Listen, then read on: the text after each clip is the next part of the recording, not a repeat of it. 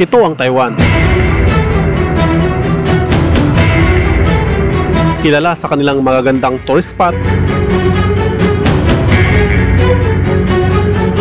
masarap at kakaibang pagkain, mga out of this world na scenery at landscapes,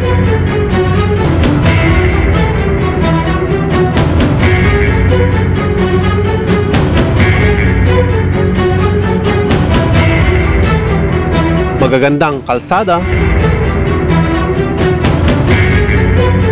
at syempre, ang kanilang kultura.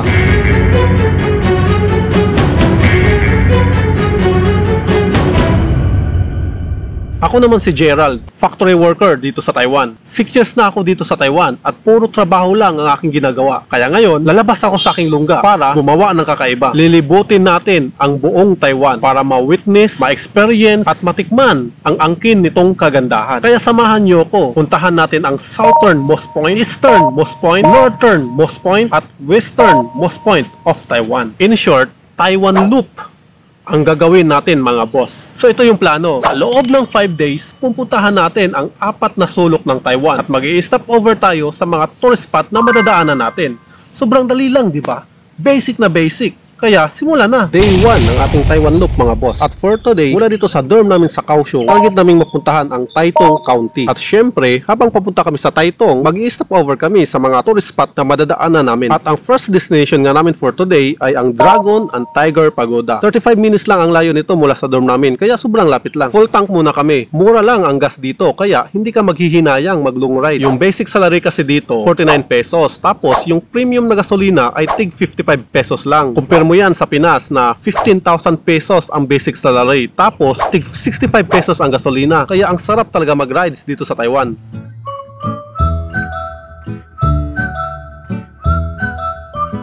Ilang minuto pa nga at andito na kami sa aming first destination, ang Dragon and Tiger Pagoda.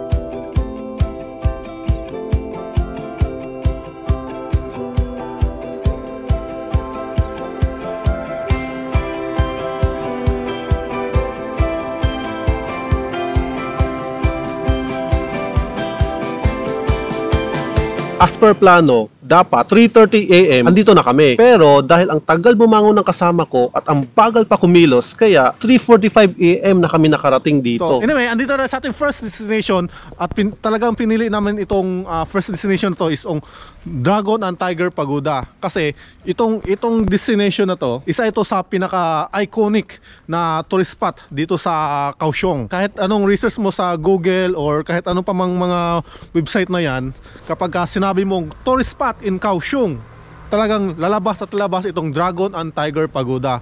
So ngayon, syempre madilim kasi 3:45 ngayon AM. Anyway, kahit na madilim ito, may showcase ko pa rin ito sa inyo ang kagandahan, ang itsura nitong Dragon and Tiger Pagoda kasi 35 minutes lang ito sa amin. Kaya ilang beses na akong nakapunta dito. Marami akong footage, mayroong pictures, mayroong video, mayroong drone shots ako dito.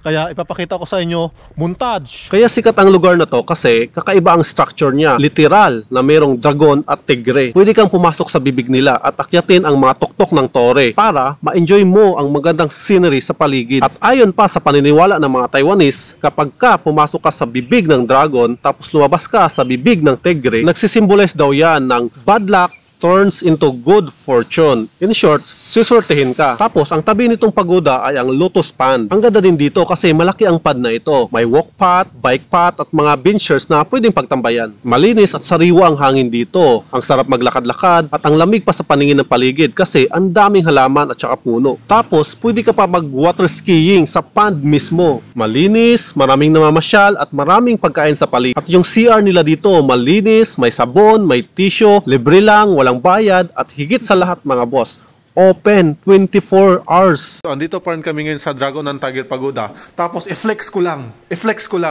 yung CR nila mga boss. CR nila 24 hours. Shit ako. Magandang stopover talaga tong Dragon and Tiger Pagoda. Isa sa rason, aside sa isa itong magandang tourist spot, yung CR nila mga boss 24 hours. Shit meng.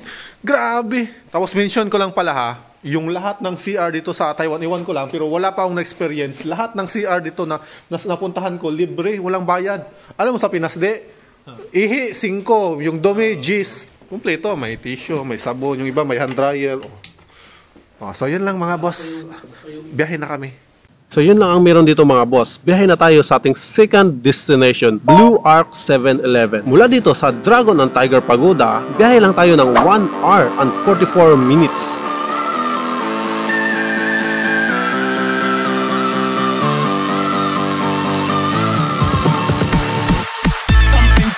Dito na nga tayo mga boss. Ang 7-Eleven na ito ay sikat dahil sa kanyang blue na arco at dahil din sa kanyang mga features. Una, tabing highway lang siya kaya napaka-accessible niya sa lahat ng travelers. Nakamotor man, kotse or nakabike, napaka-convenient niyang hintuan. Second, ang ganda ng view kasi tabing dagat lang siya. Pangatlo, ang lawak ng kanyang parking area. Kahit madami kayong nagra-rides, kasyang-kasya ang mga motor nyo sa parking area dito. At pang-apat, kompleto ang 7-Eleven na ito sa essential sa biyahe. Like yung CR niya, ang dami. Ang dining area niya, marami din. Meron sa loob, meron sa labas. Kaya pag nagbiyahe kayo, maganda mag-stop over kayo dito kasi ang ganda talaga dito. So dito na kami nag-coffee break tapos nag-meeting ng mga gagawin namin sa biyahe. Tapos may tip pala ako sa inyong mga boss. Sa 7-Eleven kasi, meron silang free na hot water. Kaya gawin nyo, magdala lang kayo ng tumbler na pwedeng paglagyan ng mainit na tubig. Tapos dala kayo ng kape. Tapos mangawa kayo ng libreng sugar at creamer. Meron na kayong masarap at mainit na kape. Laking tipid niyan kasi ang pinakamura na kape dito sa 7-Eleven ay 55 NT. Pero yung kape na dala ko, tig 10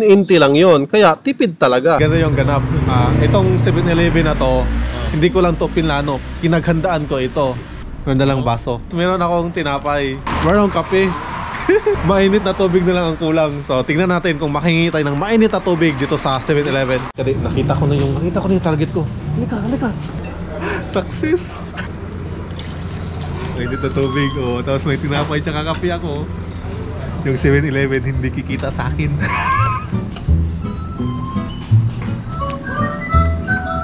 So, sa 7-Eleven ito, meron siyang sugar libre. Nanguha ako.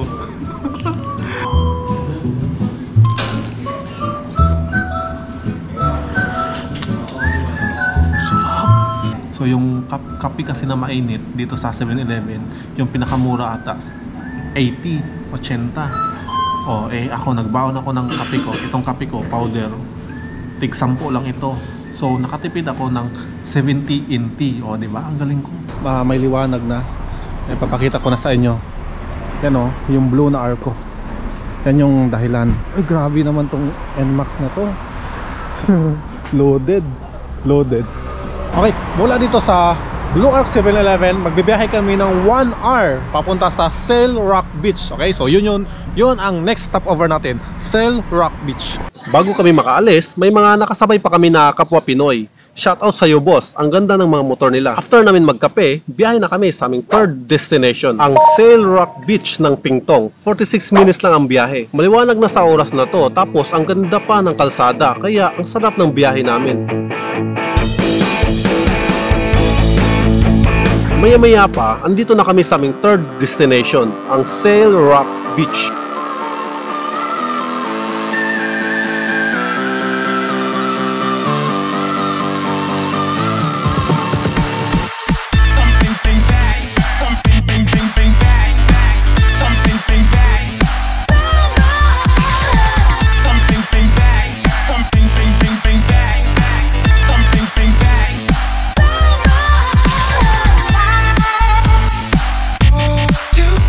Whoops! Yay! Andito na kami sa aming next destination.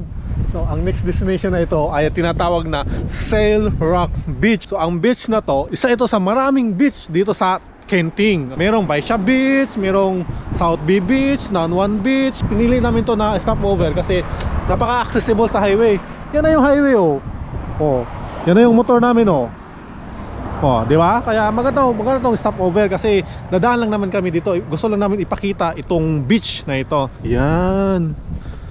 Yung beach na ito. Ang kinaganda nito sa ang dagat na to, meron siyang feature na mga bato-bato, mga rock formation sa gitna mismo ng dagat. Ma-enjoy mo yung dagat, kumbaga, kasi meron siyang rock formation. So pwede kang umakyat doon, magpa-picture. Pwede kang umakyat doon, magpalangoy-langoy, ikotin mo yan. Pwede mong sisirin kung ano yung nasa ilalim. Pwede kang umakyat dyan, tapos tumalon, mag-dive kung marunong ka mag-dive. So since dadaan lang kami dito, di ko na maipakita yung activity ito. Pero dahil nga nakapunta na ako dito, ipapakita ko sa inyo yung previous videos ko, previous mga pictures ko na andito ako sa beach na ito, para makita nyo kung ano ang itsura ng beach na ito pag maraming tao, maraming beach umbrella, maraming beach activities. Okay, papakita ko sa inyo. Ito na, montage. Boom! Dito sa Pingtong, ang daming beach. Ito na rin ang summer capital ng Taiwan. Pag summer, ang daming tao dito, mapa locals man or foreigner, dito sila nagpupunta. Kompleto din sa water rides ang mga beach dito, kaya mag-i-enjoy ka talaga. Hindi pala kami naligo dito Ang mga footage na yan, kuha namin yan nung nagpunta kami dito. Nag-stop over lang kami dito para maipakita sa inyo ang beach ng Taiwan at saka saan siya banda dito sa Taiwan. May mga hotel at camping area din sa malapit. So hindi na kami nagstay ng matagal kasi hindi rin naman kami maliligo dito. So dito pa rin kami sa Sail Rock Beach. Andito lang ako sa CR kasi bukod sa libre itong CR na to, walang entrance, walang bayad. Meron siyang outlet. So CR dito sa Taiwan, libre na. Pwede ka pa mag-charge. So okay na mga boss, tapos na kaming mag-stop over dito sa Sail Rock Beach. Ngayon naman, punta na tayo sa ating next destination. Ang isa sa 4 na sulok dito sa Taiwan, ang southernmost point of Taiwan. Kaya let's go na. Biyahe na kami sa aming 4th destination, o ang southernmost point of Taiwan.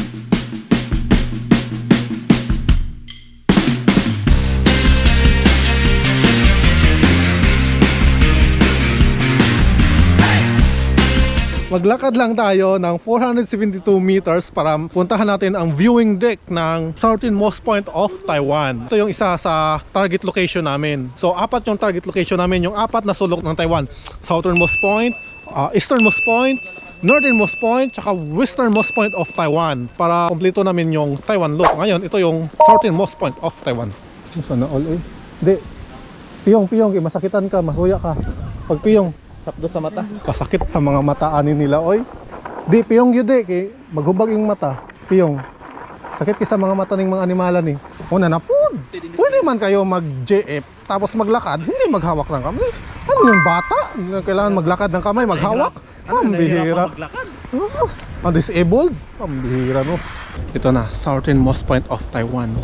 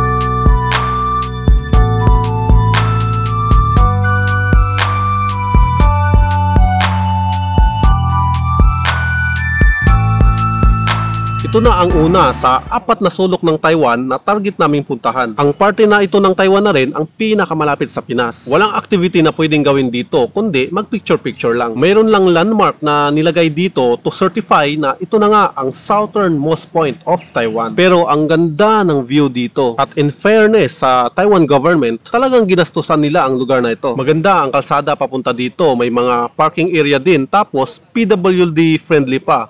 Ang ganda din ng patwalk. So yun lang mga boss, biyahe na ulit kami papunta sa aming 5th destination. Ito ang Taitung Seaside Park. Malayo ang next destination namin, 2 hours and 30 minutes. Kaya breakfast muna kami bago magbiyahe. Dito lang sa 7-Eleven ang breakfast namin. Dito na kami ngayon sa 7-Eleven para mag-breakfast. Ito yung pinakamalapit na 7-Eleven doon sa southernmost point. Problema, may masamang pangitain. Tingnan yung helmet ko.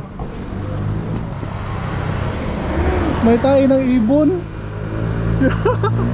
Malas. Sana tag 30,000 NT. Matigas na. Kanina pa yan. Hindi ko napansin. Ang dami kong pinaghandaan, pinagplanuhan sa biyahe na to. Pero yung tayo ng ibon, di ko napaghandaan. So, bili lang tayo ng fried rice. Okay, so andito na naman ako sa 7-Eleven para kumain. So, ang binili ko, fried rice lang. Kasi meron ng ulam. May baon ng ulam. Tapos hindi ako bibili ng drinks, tubig or kahit anuman kasi may baso ako. Mag-iigib lang ako sa gripo nila. Ano? Lahat ng 7-Eleven may ganito eh. So, pwede kang mag-igib. Libre. So kain ako. Ang gasto ko 49.90 para sa fried rice. Libre na yung tubig, libre na yung ulam kasi may dala ako. Okay? Ibaban ka na ng mga taga 7-Eleven. Tapos na kami mag-agahan. May natira pang ulam, pang tanghalian. Mamaya, kanin lang ulit yung bibilhin ko. Tapos tubig. Kasi meron akong ulam. Libre yung tubig, libre yung ulam ko mamaya. Tapos nito, biyahe na kami mula dito sa Pingtung County. Biyahe kami ng 2 hours and 30 minutes papuntang Taytong County. At ang 5th destination namin ay ang Taytong Seaside Park.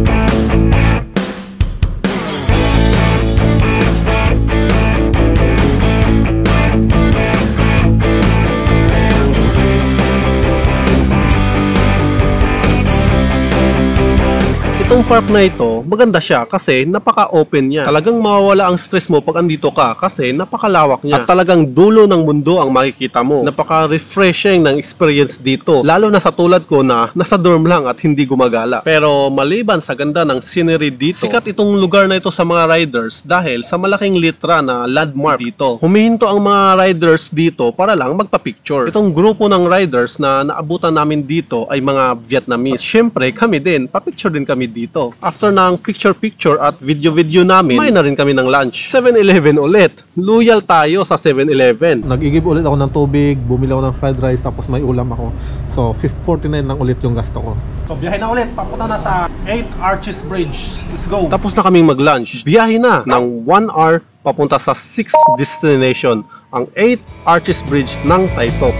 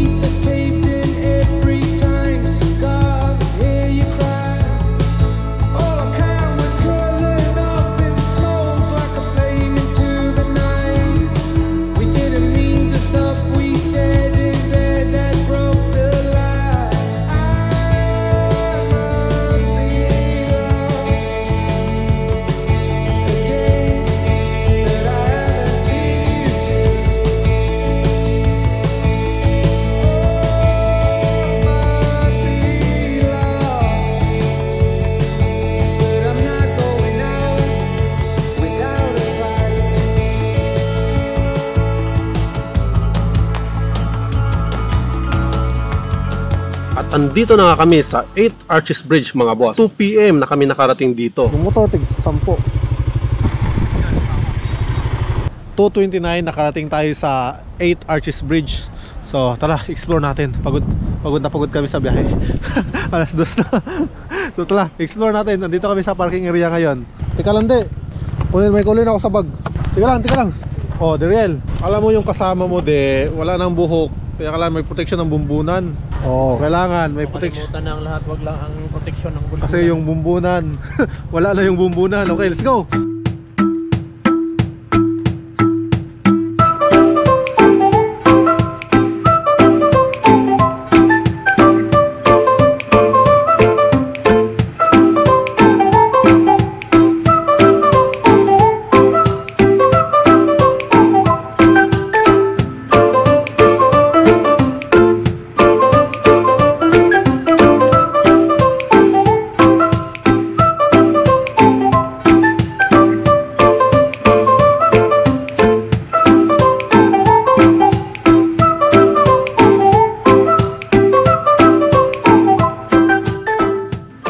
Unang-una, walang entrance fee sa tourist spot na ito mga boss. Ang ganda ng lugar na ito, napakalawak, napaka-open. Walang boundary ang makikita mo. Makakaramdam ka talaga ng freedom kasi walang harang sa paningin mo. Ang lakas pa ng hangin dito, liliparin ang lahat ng stress mo sa katawan. At yung beach nila, hindi buhangin, kundi mga bato-bato na maliliit. Maamis ka kasi hindi siya common. Tapos ang daming CR. Tapos libre lang yung mga CR nila. Walang bayad na 5 or 10. Tapos ang linis ng CR nila. So ang lugar na ito ay ang 8 Arches Bridge. Isa siyang tulay na mayroong 8 na arko. Doon niya nakuha ang pangalan niya. Tapos yung kabilang dulo ng tulay ay isang isla. Dati, ang isla na yan ay connected sa main island. Pero dahil sa erosion, nahiwalay siya. Ngayon, ginawan siya ng isang tulay para ma-access pa rin ang kabilang isla. At hindi lang basta tulay ang ginawa. Talagang may effort. Kasi ang ganda, may budget talaga. Hindi siya tulay na basta lang tulay. May kasamang aesthetic ang tulay na ito.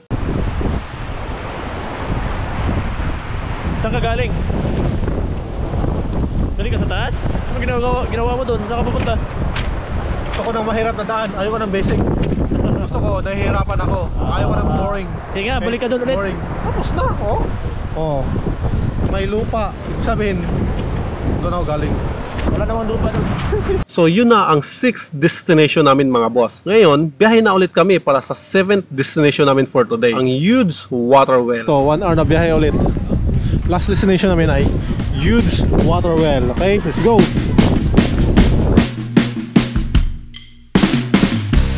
Located ang tourist spot na ito sa bundok, kaya mapapasaba kami sa ahunan at bangkingan.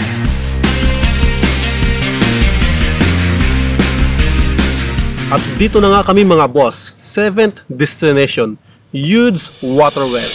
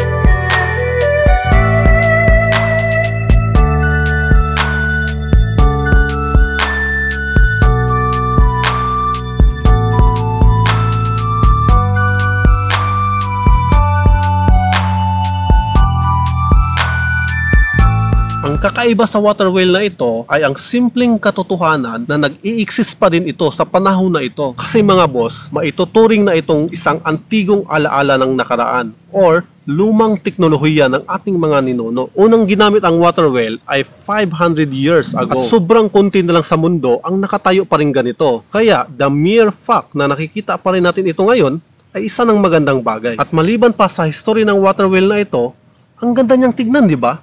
Yung mismong water well, aesthetic siya tignan. At ang lalong nagpaganda pa sa water well na yan ay ang paligid nito na palayan. Ang ganda tignan, ang peaceful sa pakiramdam. Para kang nag-time travel sa nakaraan. Napaka-refreshing niyang tignan. Isipin mo yung Taiwan, di ba? Ang tataas ng building, tapos ang lalaki pa ng syudad. Tapos may ganitong side pala ang Taiwan. Hindi ako makahanap ng tamang salita para i-describe ang saya na nararamdaman ko dahil sa nakikita ko ngayon. Basta mga boss, ang ganda dito, grabe. Ang ganda ng paligid, para kang nasa paraiso. Tapos bawal pala ipasok ang mga motorized vehicle dito mga boss. Pero meron naman silang mga e-bike na pwedeng rintahan para ma-explore ang palayan. Yun na nga ang ginawa namin. Pumunta kami dito na naka 2 wheels lang. Ngayon, naka 4 wheels na kami. After namin magbiyahe ng 1 oras mula doon sa 8 Arches Bridge, andito na kami ngayon sa Yudes Water Well para mag-drive ng 4 wheels. 500 dapat, pero natawaran ng isang yan. Hindi. Kaya 400 na lang. Upgraded tayo. Dati 2 wheels yung... Ay, yung service na papunta dito. Naka 2 wheels tayo. Ngayon, 4 wheels! 4 wheels upgraded! Let's go.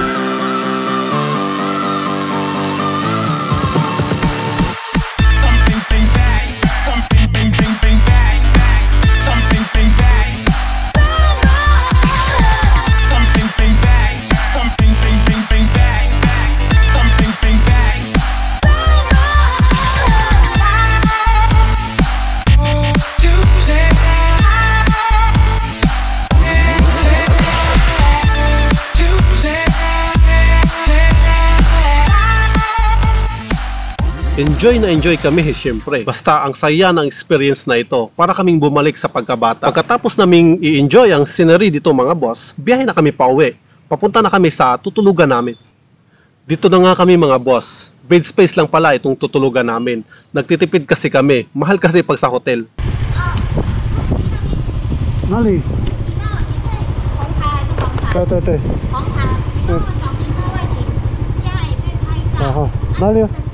哪里？那边吗？对呀，好，可以，左边那边红色机车往后都可以。好。Dito na parking. Hindi, wako kasabot di. Wako mo kasabot niya. Sino tando? Buang gwapa man. Ito man di ay. Mubaliba di ka gwapa di ay. Kung sila ka gwapa, mubaliba di ka di ay. Tando ka permi. Anak siya dira. Kuya siya, wako kasabot. Basta tando lang ko. Ito man di ay.